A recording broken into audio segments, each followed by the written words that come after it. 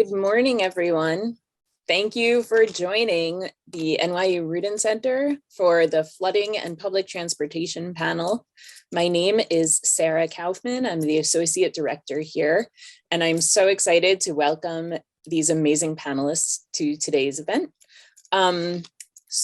This event was prompted by Hurricane Ida, which we know hit a few weeks ago, and it's kind of just the latest example of how climate change is impacting the subway system and public transportation in general. As you know, it resulted in extensive damage, a city system-wide shutdown, and this panel is aimed at looking at how New York City's public transportation systems can endure these repetitive flooding events and how we can manage and mitigate climate impacts going forwards. We still have 3 million people every day relying on the subway, and that's obviously down from the pre-COVID number of about 5.5 million, but 3 million people a day on the subway and about 1.5 million every day on the buses. It's a significant population that still relies on a system that seems more vulnerable than ever. So I'm so glad to invite today's panelists to talk about what happened during Ida, what solutions exist both above and below ground, and in the public and private sectors, and in the urban planning world. So I want to welcome our fantastic panelists. We have Chante Harris, who's the Director of Climate Investment and Partnerships at SecondMuse. Greg Lindsay, Director of Applied Research at NewCities. Jose Martinez, the transportation reporter at the city. And Jamie Torres-Springer, who's the Commissioner of New York City Department of Design and Construction. But as you may have seen the announcement yesterday, we'll have a new title in about a month. Jamie, do you want to share your newest title? Sure, I'll be the president of MTA Construction and Development, but I'm not that yet. So I'm speaking today with my hat on as a city official. Hopefully everything I say will be consistent with my future self. Well, congratulations, Jamie, and we're very excited to have you here, and we'll revisit this conversation in a few months, and then you can give us the MTA perspective. So let's start by setting the stage.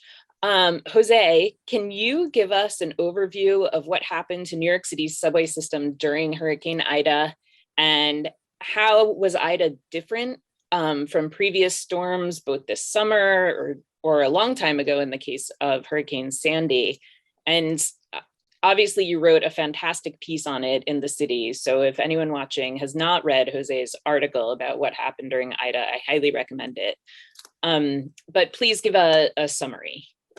It's been, well, we're in fall now, so I can officially say it was one hell of a summer for the New York City subway system in terms of the thrashing it took. Not once, not twice, but 3 times in terms of heavy rains that came down all at once in short order. You had Ida, you had Henri, you had the one in July, and I don't even remember that one if it had a name, but what resulted were images that were really striking of commuters waiting, that is the verb, waiting in the subway stations that were overwhelmed by water. So what you used to hear on the transit beat was the term the 100-year storm, and meaning this was something that would come along every 100 years or so approximately. Well, this past summer we had multiple, as they say at the MTA, rain events where the system was repeatedly invaded because of waters that overwhelmed the city's sewer system and essentially turned, unfortunately, subway stations into what one person described to me as a default sewer system. That's not anything you want in terms of safety for the public, in terms of the image for New York's system that still, as you said, Sarah, moves millions of people a day. And it certainly puts in very vivid and easy to grasp terms that much needs to be done to shore up the fortifications of the subway system, not only of the subway system, but also of the city's sewer system, of the elements that need to work together to protect the transit system. Yes, thank you.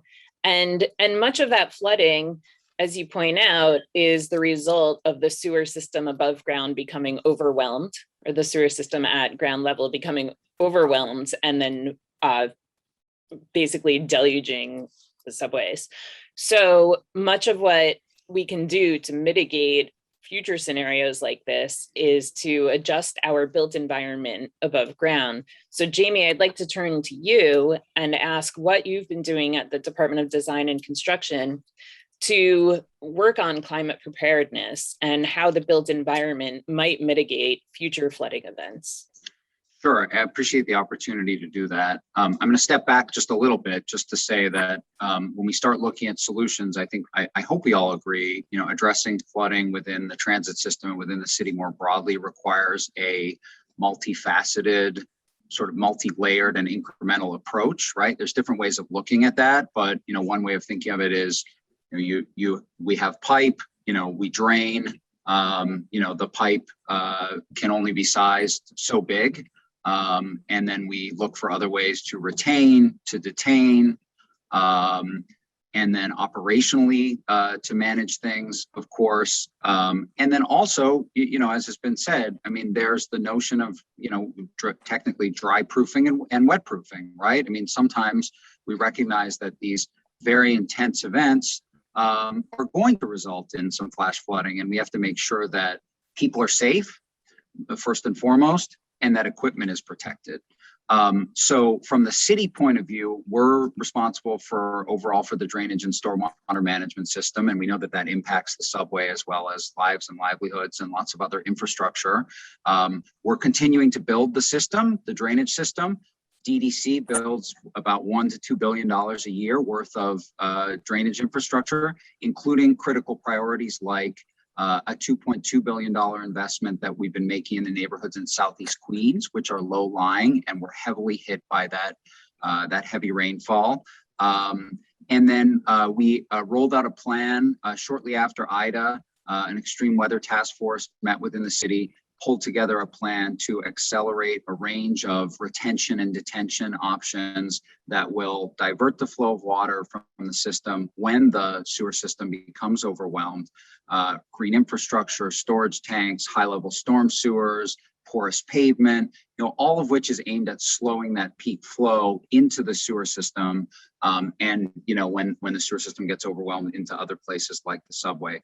I also want to say that the sort of more tactical work is really ramped up now. And this is where I'm proud to actually wear the two hats to say that the city and the MTA have a task force that is going station by station, 142 stations, to look at how to address flooding in the vicinity of those stations that were impacted, including by raising curb heights and station entrance elevations, protecting vents, other station openings, and installing flood management devices. So there's really a lot going on, but it's really about creating that layered set of protections. I'm so glad to hear that about the task force. And it's great always to hear about New York City and state aligning in goals, but this is especially important. And so I'm glad to know that there is a fantastic public effort and a multifaceted public effort to mitigate this issue. So that's a great look at the public efforts in this area. I want to move on to the private sector with Chante. Can you tell me how does the private sector factor into climate mitigation? And can you talk about the work that you do in terms of investing in new solutions?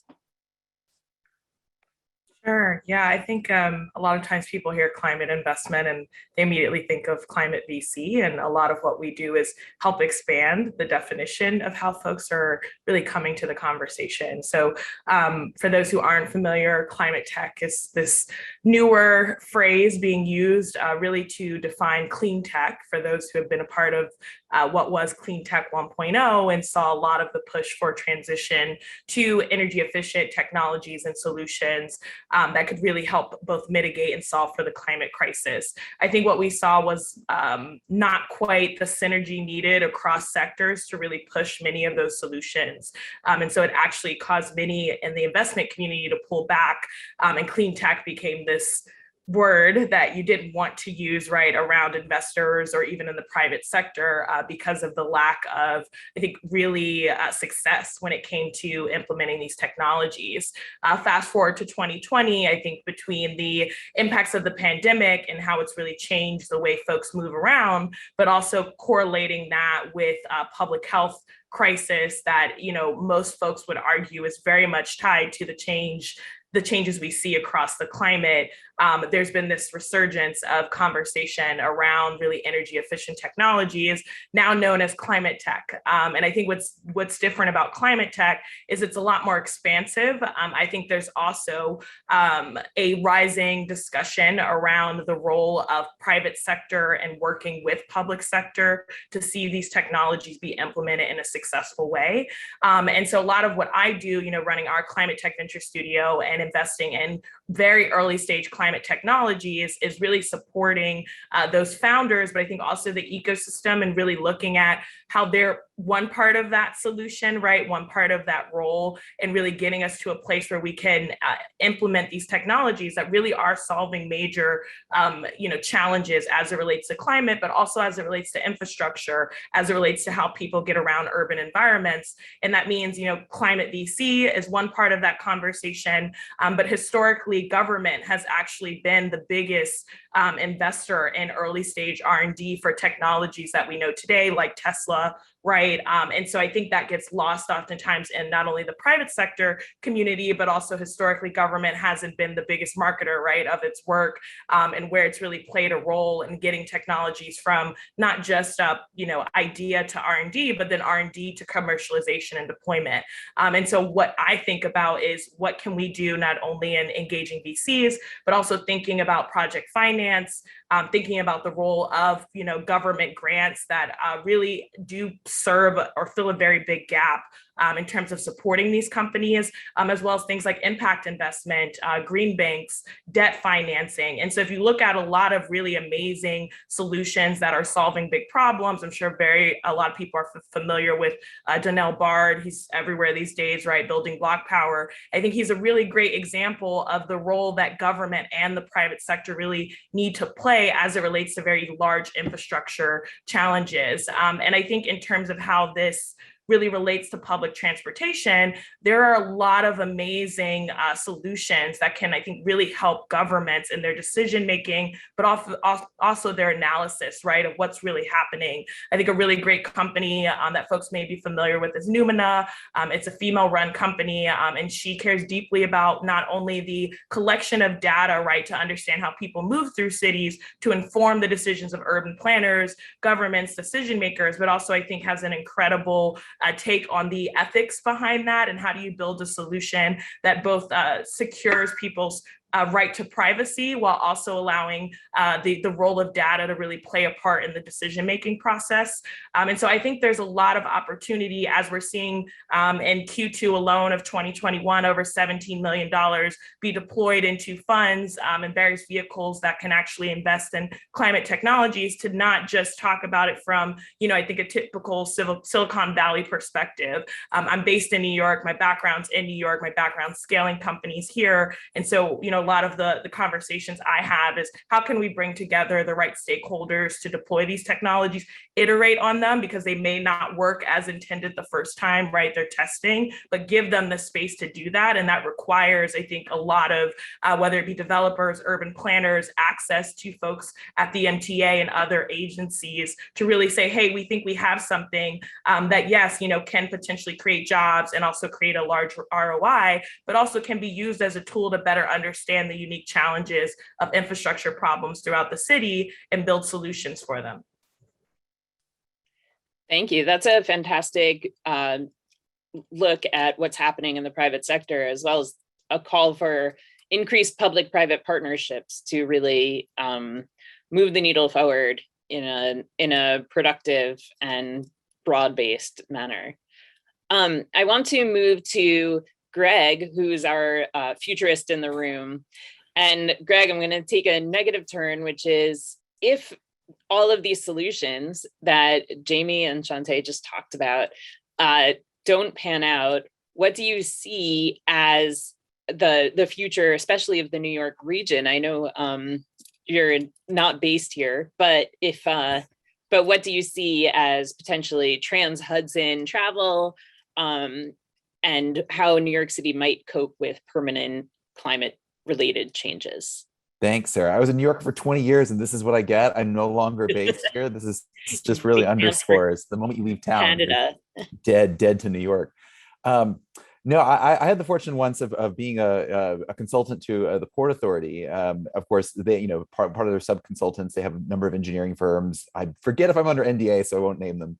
That, of course, working on various issues. And I was involved in a project with them to think through, in particular, as you mentioned, sort of trans-Hudson capacity. I mean, this is, of course, during the Trump administration when it was completely in doubt whether Gateway would ever get funded or whether the tunnels would perhaps collapse. And how that would be resolved. And, I took as a prompt, while others, the equivalent of the Port Authority of Jamie and others who are thinking through the really hard nitty-gritty engineering problems of this, of future-proofing them, I took the opposite stance, which was basically, what if, even if we do add tunnel capacity across the Hudson or even across the East River, but it doesn't matter because rolling storms like Sandy, I mean, before Ida, we just think back, of course, to the damage to the L train tunnels, some of the Brooklyn Battery Tunnel, or I forget what we call it now. See, it has been a while. And of course, some of the other tunnels, subway tunnels there as well, and thinking through about what happens if we basically enter a period where rolling climate disasters, flooding from various storms and sea level rise ultimately as well, will just basically take capacity on and offline. They'll play a game of whack-a-mole when it comes to that. And so, in looking through some of the solutions there on the Hudson side, I started gaming out a scenario where we imagine using some of the technologies that Chante talked about there, particularly some of the great stuff that's being done with perhaps, for example, congestion pricing. I worked with a startup at UrbanX called ClearRoad, and ClearRoad is developing basically, GPS-based, software-based vehicle pricing. So you could actually, in theory, you could allocate lanes and price them accordingly. You could start to build software-based tolling infrastructure effectively without having to do hard installs like New York will do with congestion pricing. But basically what I started to do is sketching out, imagining the Holland Tunnel effectively converted to a technologically enabled version of the Lincoln Tunnel, and that instead of building a new Port Authority bus terminal, the city would, we would have to see the Port Authority work together with the city and others to basically turn Canal Street into a virtual bus terminal and dropping off people onto the various subway lines. And so, this is an opportunity to think through, like, what were the suite of technologies needed when it comes to sort of the curb management, when it comes to thinking through some of the mobility as a service discussions that people have had about, how you might get picked up in Jersey and then dropped off on the train and then seamlessly pass through. And, my takeaway from this is not like this was uplifting that, we'll have technology solve the answer. My takeaway to the Port Authority was, you better build those tunnels, because if you don't, you will become involved in an incredibly elaborate series of digital procurement coordination with city and state agencies and others. And that, if we don't put the hard engineering in place, we are going to have to deal with this through basically a level of coordination that's as difficult as best. And, other things we talked about in that, by the way, that the pandemic, I would not say solved, but certainly sort of put into place was, rethinking through what peak congestion means, right? Like taking off the peak of the peak. Remote work has changed that equation entirely. But, we thought about how would you coordinate with local employers to basically sort of transition working hours and so forth. So these are the kinds of alternatives that we're going to have to go to if we cannot solve it with hard engineering. So I throw that out there as sort of a provocation in terms of, we're going to have this sort of coordination between public and private in ways that, that we simply don't have now. And so that's one perhaps scenario about how we sort of bring together, Jamie and what Jamie talked about and what Chante talked about. That's a really interesting thought is, if we don't start to solve these problems, what are we going to be handling, going forward other than engineering problems? And so thank you, Greg. That's really, that's a great provocation.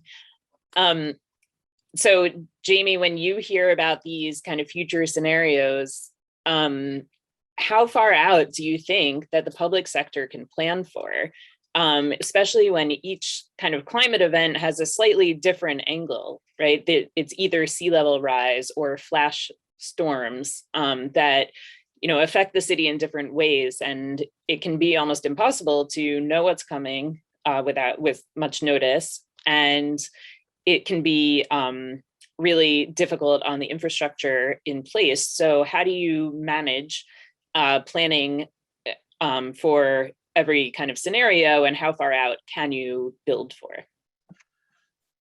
Yeah, big set of questions. Before coming to the sort of future scenario planning, I mean, I think the provocations from Chante and Greg are important, and for me, sort of job one is we make sure we can get our existing system, keep it working and get it back up and running as quickly as possible. Which I think sounds like was Greg's conclusion in looking at the potential disaster of not having Gateway, which I hope we're past, but we have to keep our fingers crossed. And I think you're right. I mean, we have to think about how to stand back up our systems given a variety of potential hazards. And I think the MTA has articulated recently that flash flooding is a lot different than storm surge, which a lot of people have focused on since Sandy. It's fast moving, it's less predictable. It can affect really any part of the city, but particularly low-lying areas that aren't necessarily coastal. On the other hand, rainwater inundation, leave aside the sort, we had tragic loss of life, and there's real risk to lives and livelihood that we have to be careful about and think about. But rainwater inundation is not as damaging to infrastructure as saltwater inundation. So I know, for instance, that even though, it was a real sort of crisis at the MTA, that the system was back up and running essentially for the morning peak the next day. And so, thinking about how you make sure you have a system that is effectively wet-proofed, mechanical and electrical equipment can survive sort of incidents like that. I think that's really critical work that we have to do to get things back up and running. In terms of future planning, I think we plan very far. We have at the city convened the New York City Panel on Climate Change, which has brought projections down for flooding, not just storm surge, but also cloud burst or flash flooding, down to mapping of areas. Those maps are still being advanced to understand how they affect vulnerable communities. But once we have that information, then it's really a question of balancing the disruption with what the benefit is over time, and to do so within the context of limited resources. And I certainly, would reference another important example, which is the city's advancement of the East Side Coastal Resiliency Project. It's a project that we're starting heavy construction on in one section. We already started in another section last year. And that's $1.5 billion investment in the lowest lying portion of Manhattan, with 110,000 residents, 28,000 public housing residents. And I think it's a good example because really the right way to think about what time horizon you take is how long am I building this infrastructure to last? And so that's a case where we have a project, it's rebuilding a park, and a lot of other infrastructure. It'll be around for 100 years. So we have projected out to what the 100-year storm looks like in 2100 and sized the project based on that with some additional adaptability.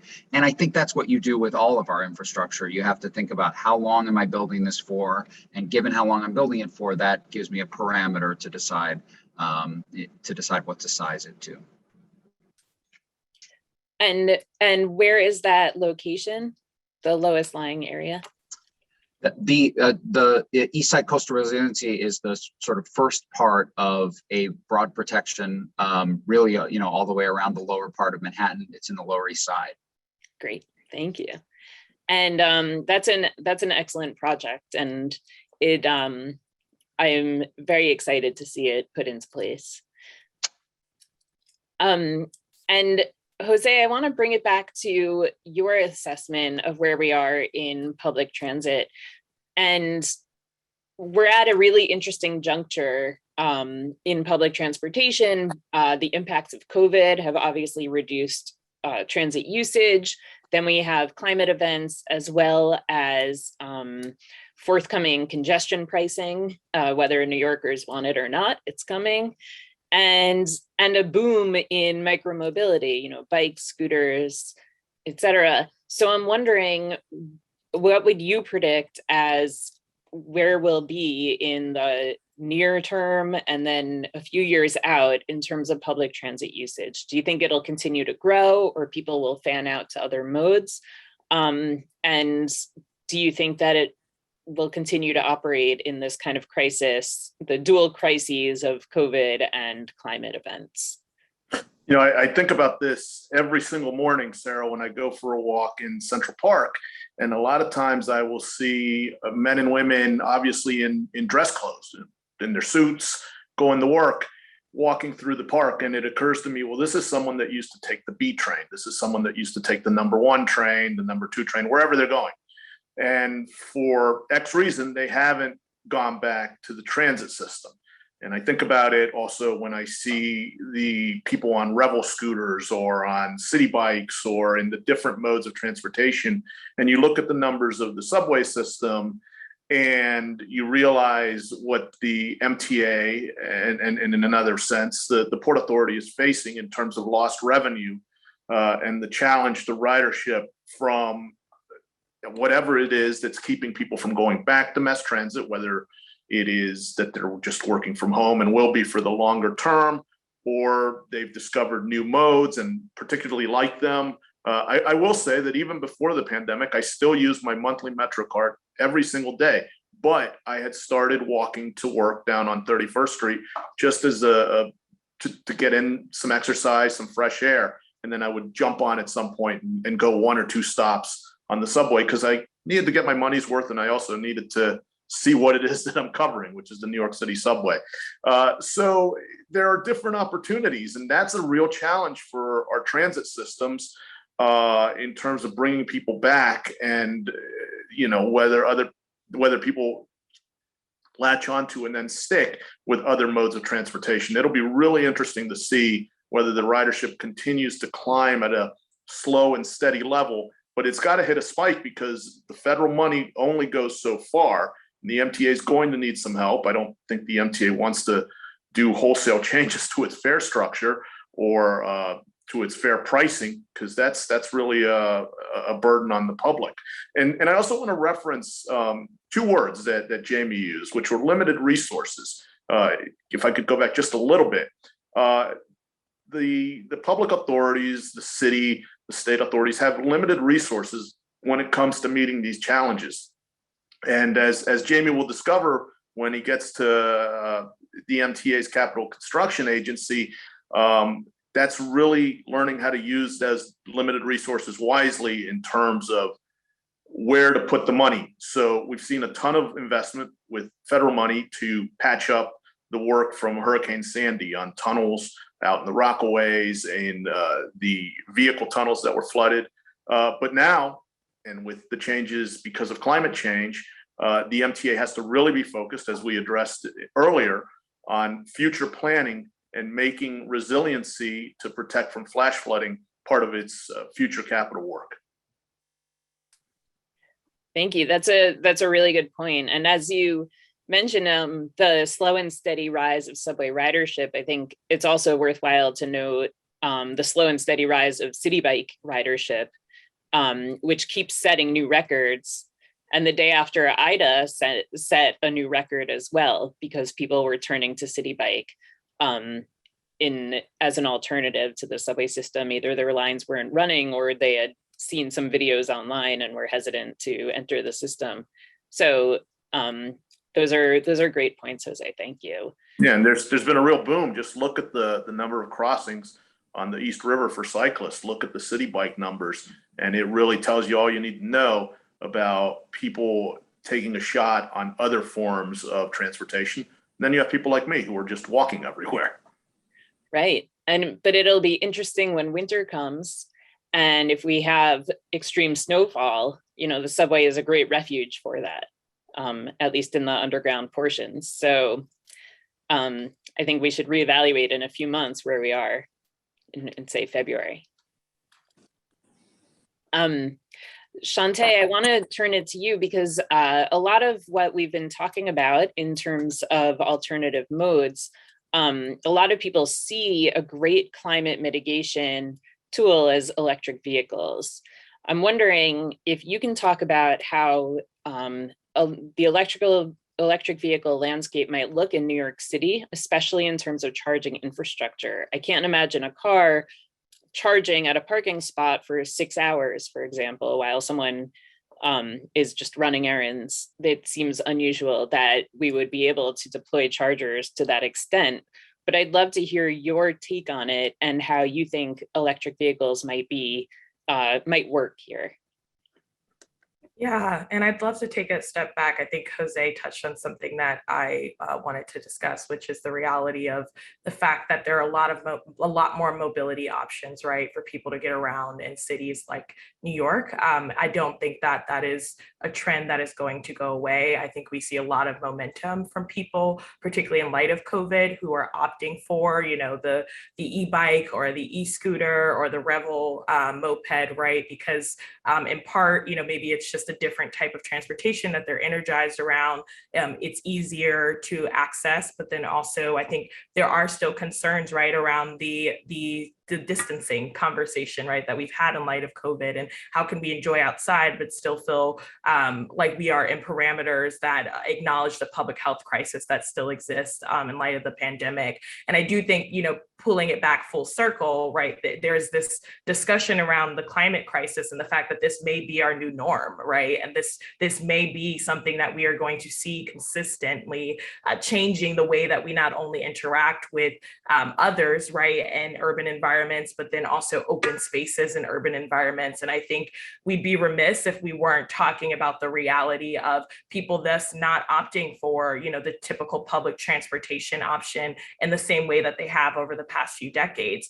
And while I think that's a challenge, I think it's also an opportunity for us to open the discussion around what does it really mean for other companies to come into a space that has historically really been monitored and overseen by, a government agency. And now that's just simply not going to be the case moving forward in terms of what we're seeing, not only on the technology side and the investment side, but also I think what consumers, right, and constituents are asking for and desiring and how they can get around cities.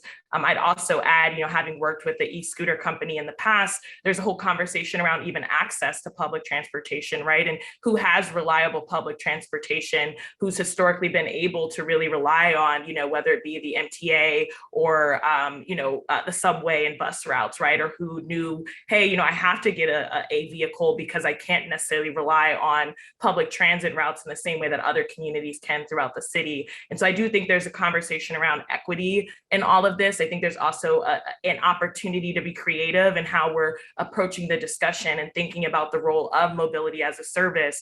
I think if we are talking about public-private partnerships and really government coming in and serving as not only, I think, a launch pad for technologies, that means that there could be an opportunity to create a new model, right, around not only pricing for the subway, but I think pricing for all of these other mobility options, and then how they get reinvested into more public transit opportunities. And so I think that's starting to happen, that conversation. It's certainly not unique to New York. I think every major city across the globe is having the same sort of discussion around how do we integrate these micro mobility options, these other mobility options, because they are in demand, but also how can we ensure that we're thinking about the longer term investment of infrastructure that's not only needed for their success, but also is needed in terms of really thinking about the role of big systems that have historically been at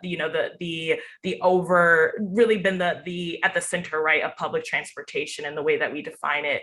And so I mentioned that to say that there's actually a company that I was speaking with yesterday, Banyan Infrastructure. They're raising their Series A. I think what's so interesting about their company is that, the founder actually worked at Generate Capital, which is the firm founded by Jigar Shah, who now runs the loans program over at the Department of Energy.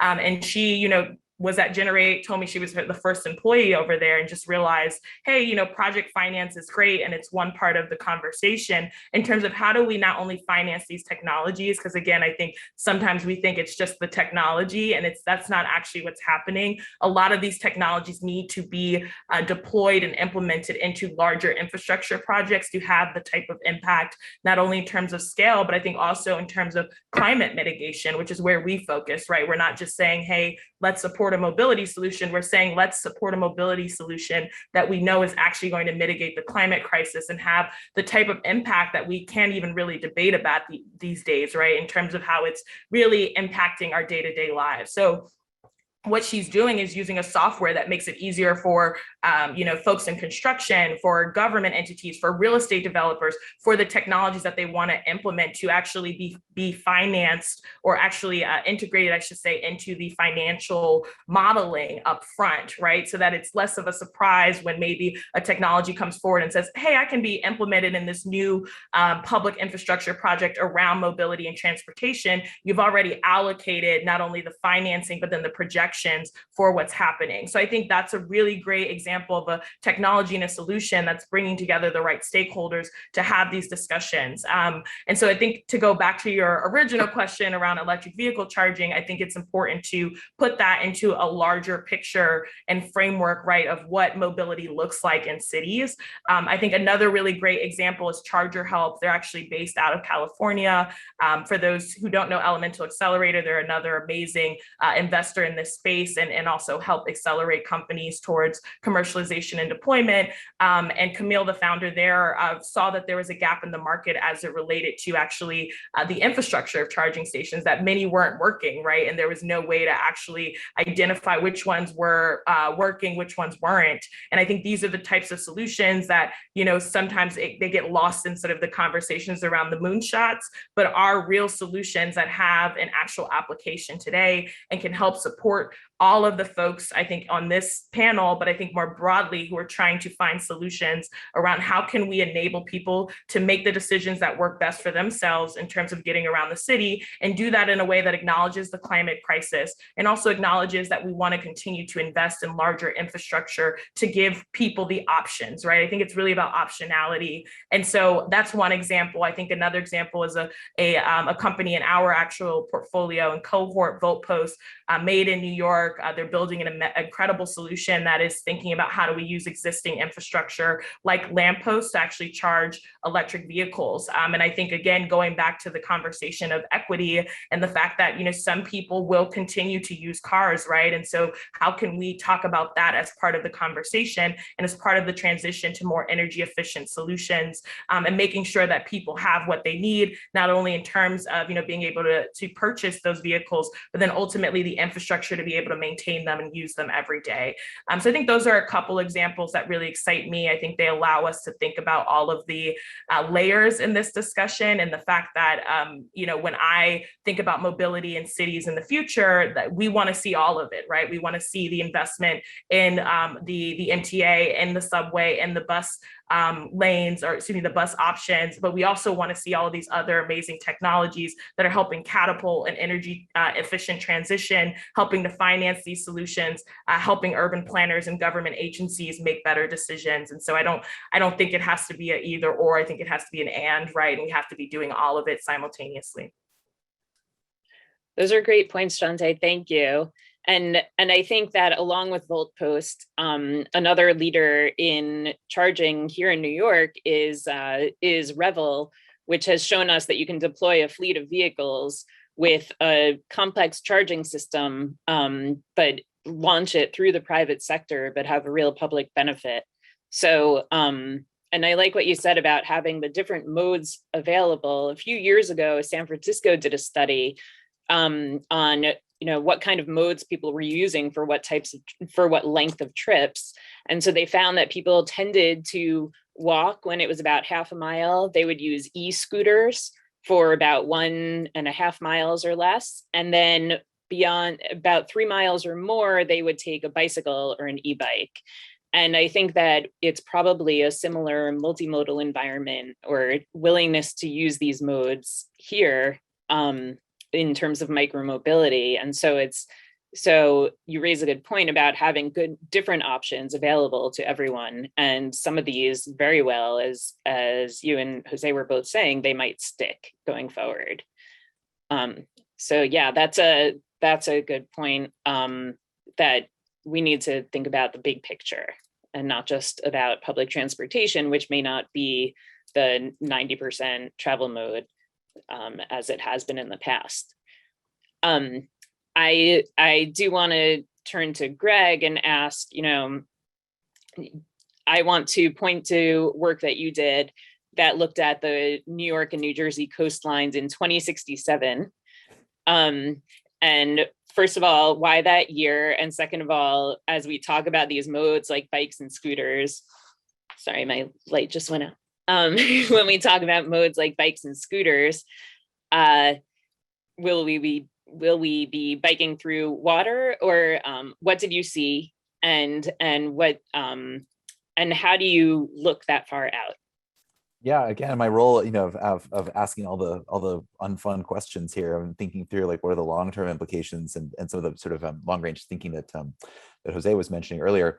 Yeah, I mean, I was part of a team. So other New York institutions that I've hung out with lately, the RPA in 2017, before the release of the fourth regional plan, put together a sort of blue ribbon series of architecture teams to think about the future of the region in 2067. So 50 years out from the publication of the fourth plan.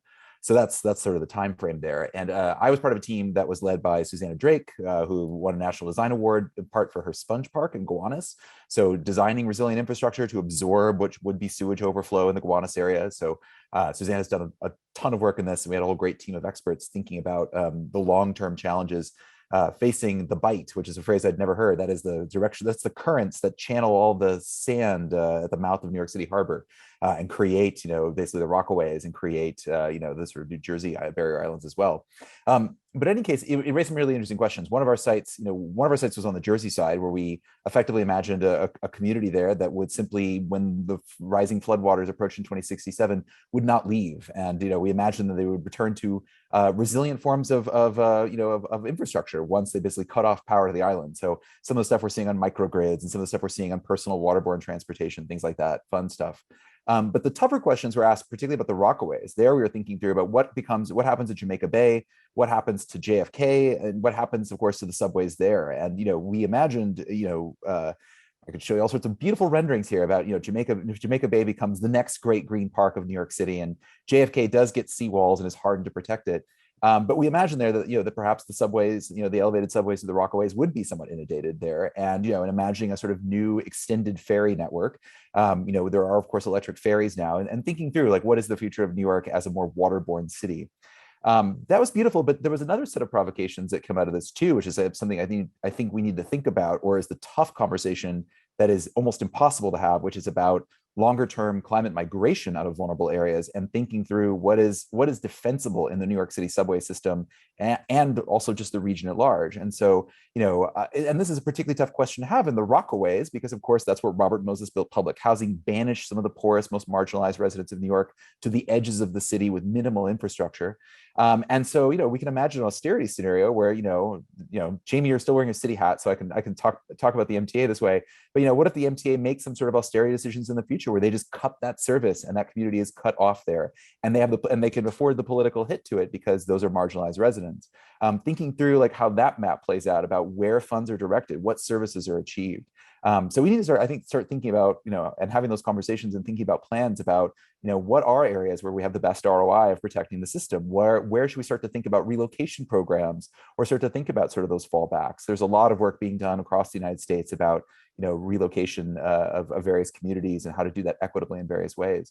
And then the final piece of that is, Susanna Drake, we focused on, New York City also needs to have a land use plan, or needs to put more teeth into planning about building and upgrading service on defensible areas. So we were looking at the Atlantic Avenue corridor, which is on little or higher ground there. How can we upgrade service on both, on the Long Island Railroad, and thinking about subway service there, increase density along those footprints, and of course try to concentrate growth in those areas where we can basically have a better return to the system and more resilient infrastructure.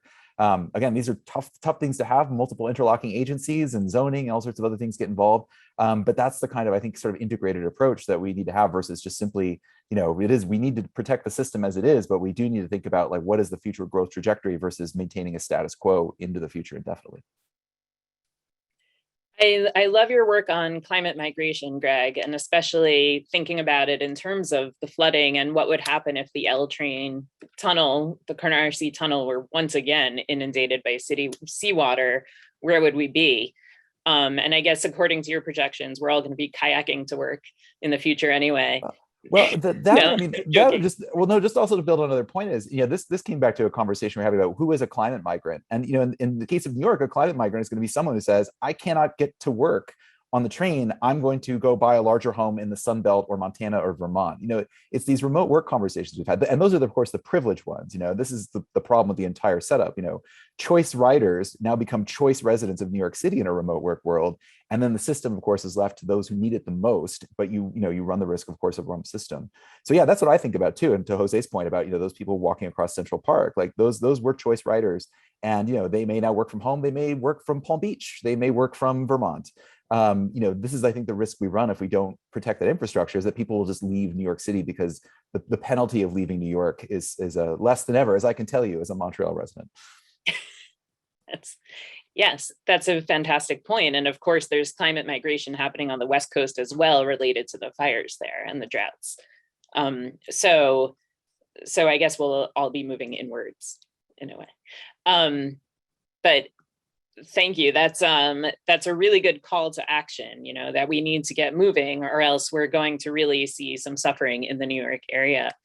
I'm going to move on to my last question, and then we can move into audience questions. So if you're in the audience and would like to ask something, please put it in the Q&A window. You can see the Q&A button down at the bottom. So I want to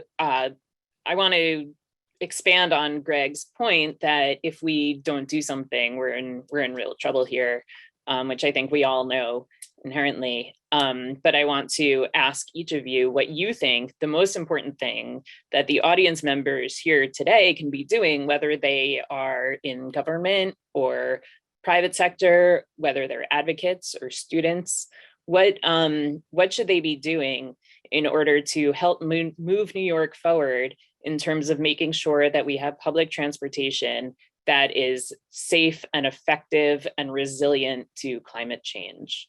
So I'm going to ask so Greg, I'll continue with you because you kind of brought up this point. What is your response? That's a good question. In terms of like sort of overall resilience, you mean? Or yeah, a very tough question there. I mean, obviously, where to begin? Well, I guess I'll build off my previous point, which is that there have been multiple studies by the RPA and other groups about thinking about where development shouldn't happen in New York City. I mean, the Meadowlands, in retrospect, should never have been developed, and the Meadowlands will probably go back to being a wetlands, a park again. And there are other areas in New York that we need to think about there. And so, yeah, I just think about sort of, where do we build and where do we return the land there, and think about, rather than drawing a hard and clear line between the water, the seawater, what should be allowed to flood. And, and these are, of course, as we're seeing on the Lower East Side right now, I'm following that conversation from afar. The conversations about equity, about, what it is we want to retain, these are incredibly difficult conversations. And of course, the value engineering that has to go into it. In that case, what started as, a beautiful replacement for the park has, I think residents are less than thrilled with the sort of results that have come out of that plan now. So, that to me is, I think, one of the crucial ones there. And and then I think, I guess in terms of overall resilience, I don't know, I'll just leave a point here is, remote work is the sort of fallback plan for the flooded subways as they're sort of building this out there. We need to see increased investment, I think, in thinking through the patterns of movement through the city. And this goes back to Chante's point too, about like, we've talked in the last year a lot about the 15-minute city, this idea that you should live and work closer to home. People have resorted to that during the pandemic. People might resort to that. And this is, of course, a negative effect on New York City. The agglomeration effects of the city as a whole require the entire system to bring people together. But people will fall back on that. And, that is a form of resilience in a way. It's not optimal. It's a diminished capacity of the system. But those are the kinds of thoughts we can start to have there as well. If in addition to, or as in contingencies, for exactly the kind of hard infrastructure investments that the MTA and others need to make. Those are excellent points. Thank you. Jose, I'm going to turn it to you because I know that you'll have to head out soon for the MTA board meeting. I know what Greg is the futurist in the bunch here, but I think that if you go back to the early 1900s, if we'd had futurists at that time, they might have said, do not build subway systems, lines so close to low-lying areas where stations can be flooded. But as we've seen, this summer, because of the flooding, it can occur in valleys, in higher places, as it did when there was flooding at 157th Street. So I think the best way for our government, our authorities to think is just in the long term as best they can. We've talked a lot about subways, but you have to consider bus depots as well. And as we talked about electric vehicles, as the fleet of buses electrifies, they want to have it, I believe, 100% electrical by 2040. You've got to have equipment that's higher so that if the buses are in the depots, that equipment does not get damaged. So I think it's incumbent on our agencies, our elected officials, and those who are appointed to think as long-term as possible. In terms of the public, this is a simple message, but it's one that the MTA preaches, which is mass transit is green. It is not driving. And in recent weeks in the city, or in a couple months back, I reported how, even though office occupancy was at 30%, the number of vehicle crossings on the bridges and tunnels, both at MTA, Port Authority, as well as at the city bridges and crossings on the East River, was at pre-pandemic levels. So that's alarming. So for the public, there should be some call to action that as the climate changes, there should be a thought to other ways of moving around other than hopping into a vehicle. This is New York City. I understand, it's different for everyone. But if you're going to combat climate change, certainly one way to do that on a personal level is to not drive. Yeah, that's a hugely important solution. The micro level solution is to make personal choices, right? Thank you, Jose. I want to move to Jamie because I know you have to log off to go to a city council hearing, but I'm going to incorporate the question I had asked previously with a question from the audience Q&A with honored guest Midori Valdivia. So what is the major ask for the next mayoral administration as it relates to infrastructure investment and deployment? Yeah. So combining sort of a lot of what we've heard. There's three big priorities for me. The first has to be everybody needs to be pushing for funding. Obviously momentous decisions are being made for the future of our country and the planet in Washington right now. The bipartisan infrastructure bill has a very substantial amount of capital funding for not only the MTA, the city, all of the other agencies. We need those dollars. And I think, part of that is about recognizing, we are a highly densified, built out urban center. I've been working on resiliency issues almost continuously since Sandy. I get the conversation about migration and letting the water in and all that stuff. But we have assets, vulnerable populations that are, prone to flooding and heat and other sorts of risks. We have to make those investments. We can look at alternatives, but, before the pandemic, as I understand it, we had 1.7 billion rides on the MTA system per year. So, micro mobility is important. All this stuff is really important. We got to make sure that our system is hardened and that it can bounce back. And we need money in order to do that. So that's a huge priority. I also think that planning is very important. And I think this has been articulated.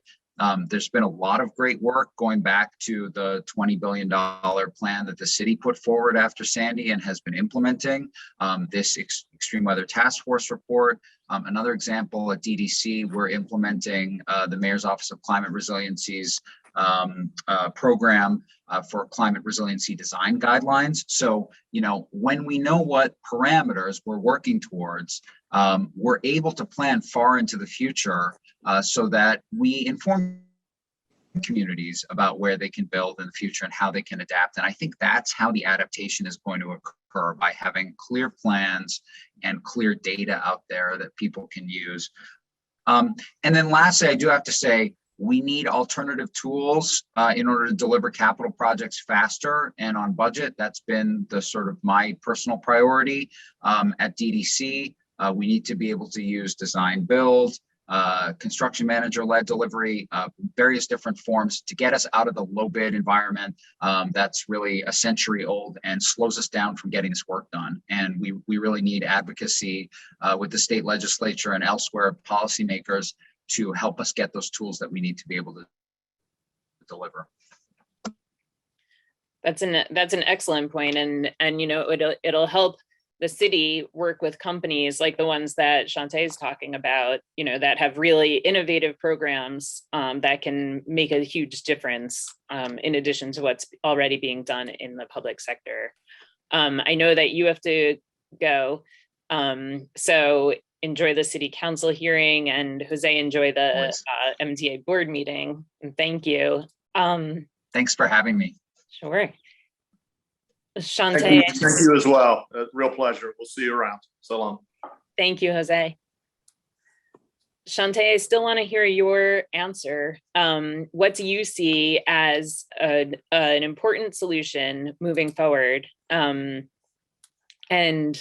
you know, what can the audience members do, and or what can the next mayoral administration do to make a real difference in climate impacts to public transportation? Sure. I think my call to action is, how can we push our thinking around approaches? I think to date, there's been a culture of still sort of siloing tech and innovation in one space, government kind of saying, oh, well, we'll get there, you know, like when it impacts maybe some of our day-to-day decision making, then we'll address it. And I think, you know, my call to action is really to look at technology and innovation as part of the solution. You know, I'm not someone who's advocating for technology being this amazing, right? Like only that's the sole solution for solving these issues, but it's a part of it. It's a part of it in the same way that data is a part of, right, better informing our decisions and how we approach these really big challenges. And so I think the more that we can see tech and innovation, and when I say we, you know, having a background in the public sector, having worked in government, having worked with a lot of different institutions who are driving key policy changes in a place like New York and also in DC, I think it's incumbent on us, right, to really think about the role of these solutions and these technologies earlier on to aid them and better decision-making processes around their business models and also how they'll scale, as opposed to kind of continuing, I think, what has been a culture of when you come here, you know, if we like you, maybe we'll help you out. If not, maybe we'll regulate you out the market. And it's just, it's not going to get us where we need to be in order to solve a big problem, like, you know, really rethinking and revitalizing public transportation, but also solving a huge challenge like the climate crisis. So I really think that there's a role, and I'm seeing it more for government, for key decision makers on the policy side, the regulatory side, to be more involved with these technologies earlier on, to understand them, to give them feedback, right? Many are still building their prototype, they're still iterating, and that's a chance, I think, for government to be at the helm of driving those solutions moving forward, but also thinking about the policy pieces. And I do see at the federal level a lot of that happening, you know, where the energy secretary is starting to visit growth stage companies, ask about what their goals are in terms of facilities, jobs, workforce development. And I think we need a lot more of that also at the state and local level. So really, you know, imagining the folks who are on this call, you know, I do think there's a huge opportunity for you all to really be at the helm of supporting these technologies and how they enter this market and what they do and don't understand around the unintended consequences. And I think on the technology side, I mean, I say this to startups all the time, right? Like the Silicon Valley approach of like move fast and break things just doesn't work. I think we've seen that already. I think we've seen really terrible outcomes from that model. And I will say, you know, on me being on the other side of things, there is, I think, an appetite from many investors, from many founders in particular, who are honestly building these solutions because they want to solve the climate crisis, right? There's an impact-oriented way that they're coming to this work. And, you know, I think for startups, it's really, hey, you can't just break things, right? You have to be a part of the conversation of the larger visioning, and really think about things like, okay, I'm bringing a micromobility solution, but then how does that tie to larger goals that cities have to think about around revitalizing public transportation and supporting people who maybe can't use the solution that I'm bringing to market or wouldn't. So I think it's really about like expanding our role on both ends and really looking at it as a collaborative conversation rather than one of, I think, you know, I'm over here and you're over there. Chante, I'm glad you're in the room when these decisions are being made and when these ideas are being thrown around, because I think you have such a great perspective on, you know, what's needed from the public side and what the private sector can provide, and also being able to tambion both expectations and to establish a reality that may not be visible. So thank you both. We'll log off for now, but I think this conversation should be continue going forward. I really appreciate both of your insights, and hopefully we'll reconvene in a few months and discuss what the outcomes have been. And I want to thank you both, and thank you to our audience today. Hopefully it was valuable to you, and the recording will be available online. So thanks so much. Thank you, Thanks for sir. having me, Sarah. Bye-bye.